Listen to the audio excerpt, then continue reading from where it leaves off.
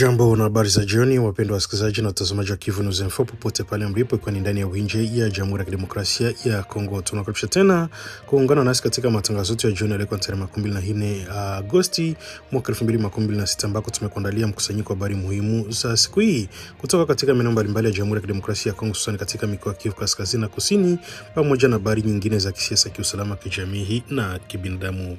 Basi endelea kuwa nasi hadi mwisho, kwa sababu tunawaletea taarifa mbalimbali zinazohusu maisha ya wananchi, hali ya usalama katika maeneo changamoto, pamoja na matukio mengine muhimu yalitokeza katika siku ya leo. Hii ni Kivu News Info, ambayo tunaendelea kuwaletea matangazo tukiwa mashariki mwa Jamhuri ya Kidemokrasia ya Kongo, na mimi ni Telo Jelolongo. Na basi kama leo ndio mara kwanza unakutana nasi kupitia mtandao wa YouTube, basi kabla ya chochote kile ningeomba na kusifu kitu kimoja: hakikisha umesubscribe, like, comment na kushare, na kwa lugha unasema kujabone kweme, vile vile na kupatasha kuendelea kusambaza habari kwa walio wengi zaidi. Na basi kama tayari utakomeshafanya hivyo, acha tuendelee kusema asante sana kwa kuchagua Kivu News Info kama kituo chako chema cha matangazo. Basi bila kupoteza muda, tuanze taarifa za jioni ya leo.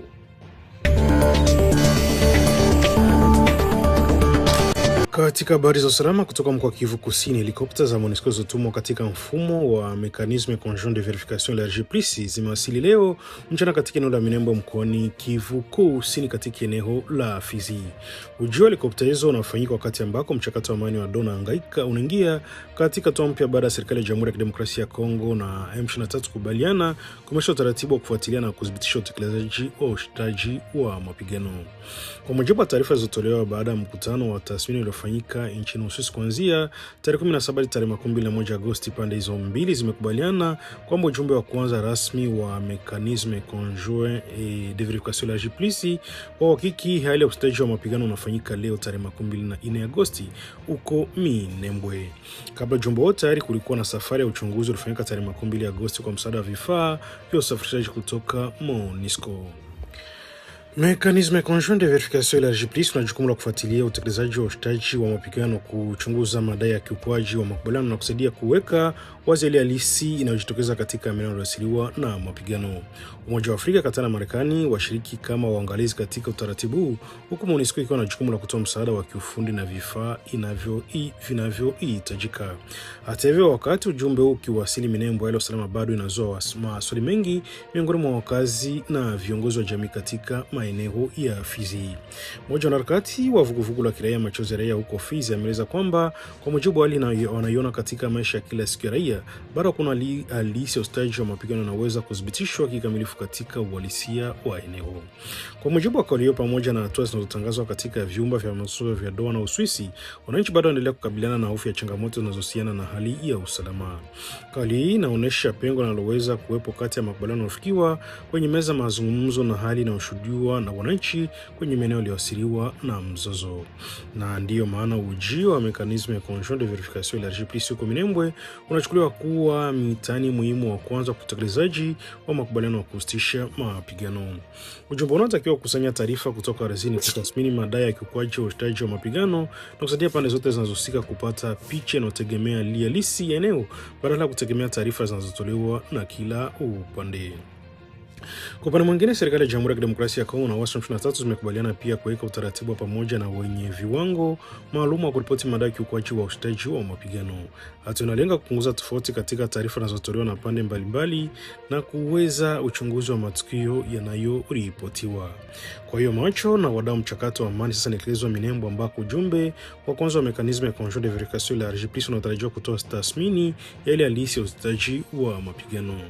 Kwa wakazi wa Fizi na maeneo mengine yaliyoathiriwa na mzozo, matumaini makubwa ni kuona makubaliano yanayofikiwa kwenye meza mazungumzo yanageuka kuwa amani inayoshuhudiwa katika maisha ya kila siku. Kwa sasa ujio wa helikopta za MONUSCO na kuanza kwa kazi ya Mécanisme Conjoint de Verification LRG+ Minembwe ni hatua muhimu katika mchakato huo, lakini changamoto kubwa bado ni kuhakikisha kwamba ustaji wa mapigano unaheshimiwa na kwamba raia wanaanza kuona matokeo yake moja kwa moja katika maeneo yao.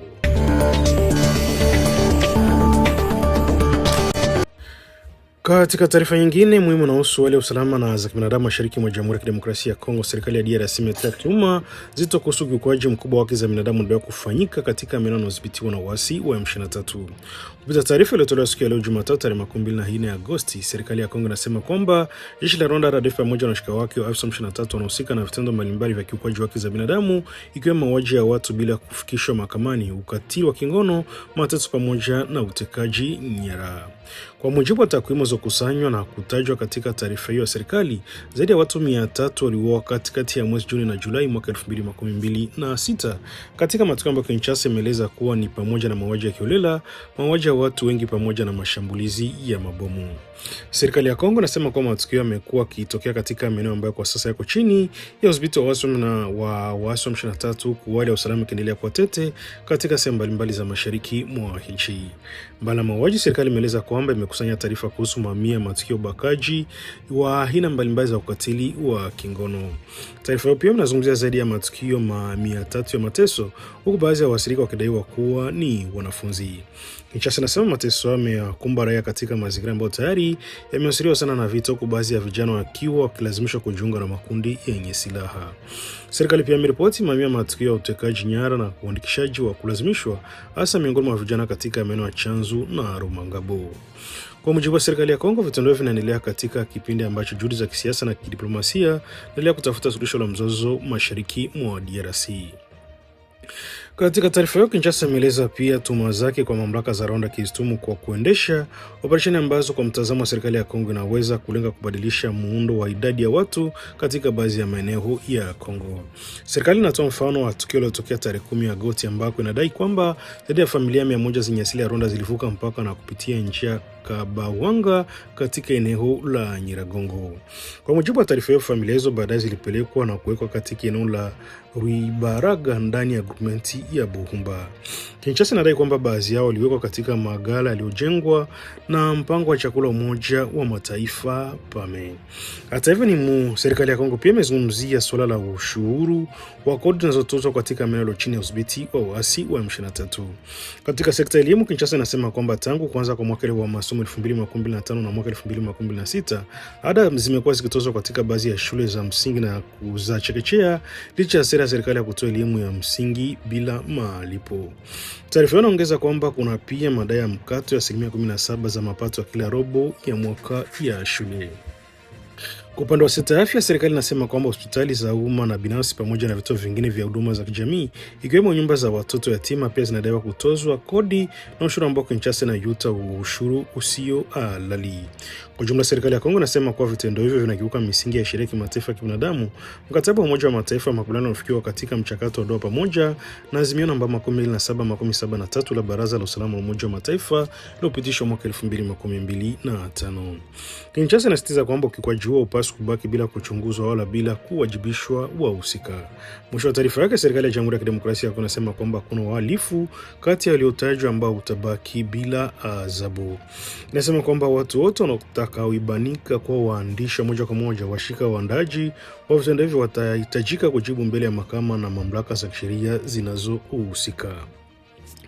Wakati huo, taarifa ya Kinshasa inakuja katika kipindi ambacho juhudi za diplomasia na za kutafuta amani mashariki mwa Jamhuri ya Kidemokrasia ya Kongo zikiendelea, huku jamii ya kimataifa inaendelea kutafuta kwa karibu hali ya usalama na kibinadamu katika maeneo yaliyoathiriwa na mzozo. Kwa wakazi wa maeneo hayo, changamoto kubwa inabaki kuwa kurejeshwa kwa usalama, kulindwa kwa raia na kuhakikisha kwamba makubaliano ya amani yanayofikiwa kwenye meza mazuri yanatekelezwa pia katika maisha halisi ya watu walio ardhini.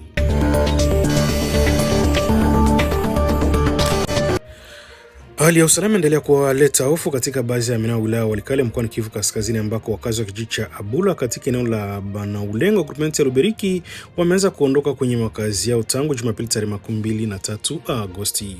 Kwa mujibu wa taarifa kutoka eneo hilo, kuondoka kwa wakazi yao kunafuatia mfululizo wa matukio poraji wa mali ambao husishwa na wapiganaji wanaodaiwa kuwa Alliance des Patriotes pour le Congo Libre et le Souverain APLSC.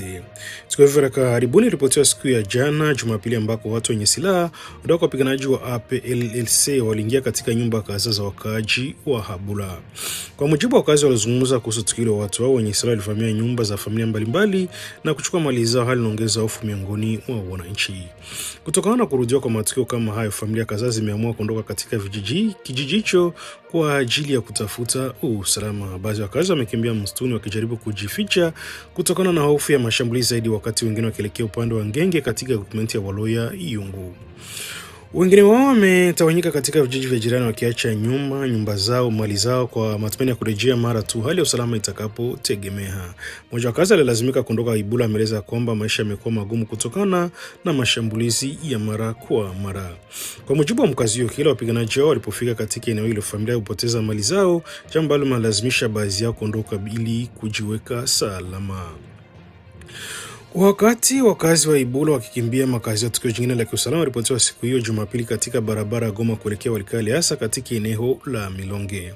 Kwa mujibu wa mashahidi, watu wenye silaha wanadaiwa kuwa kwa kundi hilo walisimamisha msafara wa wafanyabiashara walikuwa wakisafiri kutoka Goma kuelekea Walikale. Watu walikuwa ndani ya msafara walidaiwa kuporwa mali zao badala ya kusimamishwa na watu wao wenye silaha. Katika tukio hilo, dereva mmoja wa bodaboda alijeruhiwa kwa kurisasi mkononi. Baada ya kujeruhiwa, dereva huyo alipelekwa katika kituo cha afya cha Mungazi ambako anapatiwa matibabu. Mtu mmoja aliye karibu na wasirika wa tukio hilo ambaye hakutaka jina lake litajwe, ameeleza kwamba msafara ulikuwa ukiendelea na safari yake kama kawaida kuelekea Walikale baada ya kusimamishwa na watu wenye silaha. Kwa mujibu wa maelezo yake, badala ya milio ya risasi kusikika, abiria walipatwa na hofu kubwa, huku dereva mmoja wa bodaboda akijeruhiwa kwenye mkono. Matukio mawili yameongeza hofu miongoni mwa wakazi wa sehemu hiyo eneo ya Walikale. Wananchi wanaeleza wasiwasi wao kuhusu uwezekano wa kutokea kwa mashambulizi mengine, hasa kutokana na hali ya usalama ambayo haijategemea kikamilifu.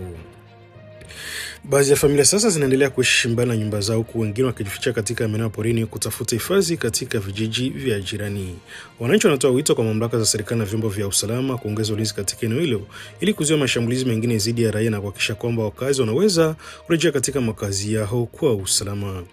Kwa familia zilizokimbia Habula zinaendelea kusubiri kuona kama hali ya usalama itaimarika kabla ya kufanya uamuzi wa kurejea nyumbani.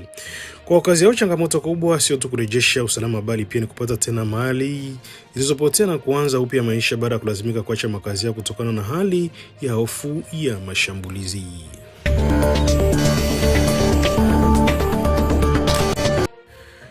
Katika taarifa nyingine muhimu ya usalama kutoka Uvira mkoani Kivu Kusini, hali ya usalama inaendelea kuwa ya wasiwasi mkubwa baada ya mapigano makali kuripotiwa katika maeneo kadhaa yaliyo karibu na mji wa Uvira. Kwa mujibu wa taarifa kutoka eneo hilo, hali ya usalama ilizorota kwa kiasi kikubwa siku ya Jumapili tarehe 23 Agosti baada ya mapigano makali kuzuka katika vijiji vya Malimba, Masango na Rubarati. Mapigano yaliripotiwa kuanza mapema Jumapili asubuhi yakihusisha upande wa jeshi la Jamhuri ya Kidemokrasia ya Kongo FARDC kusaidiwa na wapiganaji wa Zalendo dhidi ya wapiganaji wa uasi wa M23. Kwa mujibu wa vyanzo vilivyoko karibu na mstari wa mbele, mapigano yalikuwa makali yakiendelea katika maeneo mbalimbali, huku kila upande ukijaribu kudhibiti maeneo muhimu yanayozunguka mji wa Uvira. Taarifa kutoka eneo la mapigano zinasema kwamba kufikia Jumapili jioni, vijiji vya Malimba, Masango na Rubarati vilikuwa vimeingia chini ya udhibiti wa uasi wa M23. Hata hivyo, taarifa hizo zinatokana na vyanzo vilivyoko kwenye eneo la mapigano na zinahitaji kudhibitishwa zaidi na mamlaka huru. Kwa mujibu wa vyanzo hivyo, wanajeshi wa FARDC walikuwa katika maeneo yao walilazimika kuondoka katika nafasi zao baada ya kushinikizwa na wapiganaji wa uasi wa M23. Taarifa inataja pia wanajeshi walikuwa wamewekwa katikati ya eneo ya Kaololo na Muramvya ambao kwa mujibu wa vyanzo hivyo walirushwa nyuma wakati wa mapigano. Hali hii imeongeza wasiwasi mkubwa kwa sababu maeneo hayo yako katika ukanda unaelekea karibu na mji wa Uvira. Kwa sasa taarifa kutoka eneo zinasema kwamba baadhi ya wanajeshi wa FARDC wamejiondoa kuelekea Munanira, kijiji kilichopo katika eneo la juu linaloingia mji wa Uvira. Ikiwa taarifa hizo zitathibitishwa, maana yake ni kwamba msafara wa mapigano umesogea karibu zaidi na maeneo yanayozunguka mji wa Uvira. Hali imezua hofu miongoni mwa wakazi, hasa kutokana na umuhimu wa kimkakati wa Uvira ambao ni moja ya njia muhimu zaidi katika mkoa wa Kivu Kusini. Uvira pia ni karibu na mpaka wa Burundi, jambo ambalo linafanya hali ya usalama katika eneo hilo kufuatiliwa kwa karibu na wakazi pamoja na mamlaka za nchi jirani. Kwa sasa wananchi wanaendelea kufuatilia kwa wasiwasi maendeleo ya hali ya usalama, huku baadhi yao wakihofia uwezekano wa mapigano kuongezeka zaidi kuelekea maeneo ya mji. Katika mazingira hayo, wito umetolewa na vyombo vya usalama kuongeza umakini na kuimarisha ulinzi wa mji wa Uvira pamoja na maeneo yanayozunguka ili kuzuia hali ya usalama kuzidi kuwa mbaya. Wakati huo pia inalenga kuhakikisha kwamba raia wanalindwa na kwamba njia zinazoingia na kutoka mjini Uvira haziruhusiwi na mapigano. Kwa upande wa wananchi, ujumbe unatolewa ni kuwa makini kuepuka maeneo ya mapigano na kufuatilia taarifa zinazotolewa na mamlaka zinazohusika na usalama. Hadi wakati wa taarifa ya hali katika maeneo ya Melimba, Masango na Rubarati bado unafuatiliwa kwa karibu. Ikiwa itadhibiti kuwa maeneo haya utathibitishwa, hatua inaweza kuwa na athari kubwa kwa hali ya usalama katika ukanda wa Uvira, hasa kwa sababu ya ukaribu wake na mji mwenyewe. Sasa macho yanaelekezwa kwenye maeneo ya Munanira, Muramvya, Kaololo, Malimba na Masango na Rubarati, huko wananchi wakisubiri kuona hatua zitazochukuliwa na vyombo vya usalama katika kukabiliana na hali hii. Vile vile Kivu News Info ndio kufuatilia kwa karibu hali ya usalama katika Uvira na maeneo jirani na kuwafikishia taarifa pindi taarifa mpya zitakavyokuwa zimethibitishwa zitakapokuwa zimepatikana.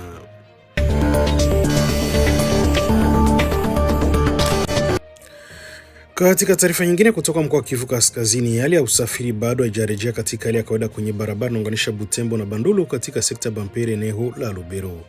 Takriban wiki moja baada ya daraja lilojengwa juu ya mto Lenda kuporomoka, usafiri katika njia hiyo bado imeendelea kuwa ngumu kwa kiasi kikubwa umesimama. Daraja hilo limeporomoka tangu tarehe 17 Agosti na tangu wakati huo hiyo imevurugika kwa kiasi kikubwa usafirishaji kati ya maeneo ya Mungirinjipa, Butembo pamoja na makazi mengine yanayotegemea njia hiyo. Barabara hii ni muhimu kwa wakazi wa maeneo kwa sababu inatumika katika usafiri wa watu, biashara na usafirishaji wa bidhaa kutoka eneo moja kwenda jingine. Tangu daraja lianguke, magari mengi yameshindwa kuendelea na safari zao kama kawaida.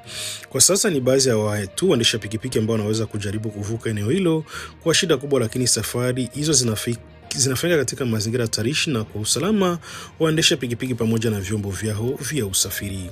Hali imeleta changamoto kubwa kwa wakazi wanaotegemea njia hii ya kila siku. Kwa mujibu wa Kakule Kageni Samuel, hali hiyo imeathiri moja kwa moja maisha ya wananchi, hususan wafanyabiashara na wasafiri ambao wanategemea barabara kwa ajili ya kwenda maeneo mbalimbali ya kusafirisha bidhaa. Kwa wafanyabiashara, kukatika kwa njia hiyo kunamaanisha kuchelewa kwa usafirishaji wa bidhaa, wakati mwingine kulazimika kutafuta njia mbadala ya kuongeza gharama za usafiri. Kwa wasafiri, safari ambazo hapo awali zilikuwa zikifanyika kwa urahisi sasa zimekuwa ngumu zaidi, huku baadhi ya wananchi wakilazimika kusubiri au kutafuta njia nyingine za kufika wanakoelekea. Kakule Kageni Samuel ametoa wito kwa mamlaka za pamoja na wahusika wengine kuharakisha hatua za ukarabati wa daraja hilo ili kurudisha mawasiliano katika njia hiyo muhimu. Athari za katika kwa barabara haijaisha kwenye usafiri pekee, shughuli mbalimbali za kijamii na kiuchumi pia zimeathirika. Wakazi wa Mungirinjipa na Butembo wanakabiliwa na ugumu mkubwa zaidi wa kusafiri, huku usafirishaji wa bidhaa kutoka maeneo uzalishaji kwenda kwenye masoko ukiendelea kuwa na changamoto. Pia bidhaa zinazohitajika kusafirishwa kwa haraka zinaweza kuchelewa kufika zinapokwenda. Hali hii inaweza kusababisha ongezeko la gharama la usafirishaji na hatimaye kuongeza bei ya bidhaa kwa wananchi ambao tayari wanakabiliwa na changamoto mbalimbali za kiuchumi. Kwa upande mwingine, kuharibika kwa njia hii kunatatiza pia shughuli za wafanyabiashara wadogo ambao hutegemea usafirishaji wa kila siku kati ya Mungirinjipa, Butembo na maeneo mengine yanayounganishwa na barabara hiyo. Kwa mujibu wa taarifa kutoka vyanzo vya eneo hilo, kazi ya ukarabati wa daraja hilo zimeweza kuanza leo tarehe 24 Agosti. Iwapo kazi hizo zitaanza kama ilivyopangwa, hatua hii itakuwa habari njema kwa wananchi ambao wamekuwa wakisubiri kwa hamu kurejeshwa kwa mawasiliano. Hata hivyo, wakazi wanaomba kwamba utaratibu huo usiwe wa muda mfupi pekee, bali ufanyike kwa ubora kwa njia kudumu ili kuhakikisha daraja hilo na kuwa salama linaweza kumili matumizi ya muda mrefu. Kupitia mashirika ya miundo ya kiraia, wananchi wanaendelea kutoa wito kwa mamlaka kuchukua hatua za haraka ili kurejesha usafiri katika njia hiyo. Kwa hiyo matarajio ya wananchi sasa yanaelekezwa kwenye kuanza kwa kazi za ukarabati wa daraja la mto Lenda na kukamilishwa kwake kwa haraka. Kwa sababu wananchi wanaendelea kusubiri hatua za mamlaka, huku wakisitiza kwamba urejeshaji wa haraka na wahudumu wa daraja hili ni muhimu kwa usafiri, biashara na maisha ya kila siku ya wakazi wa eneo la Bampere na Lubero kwa ujumla.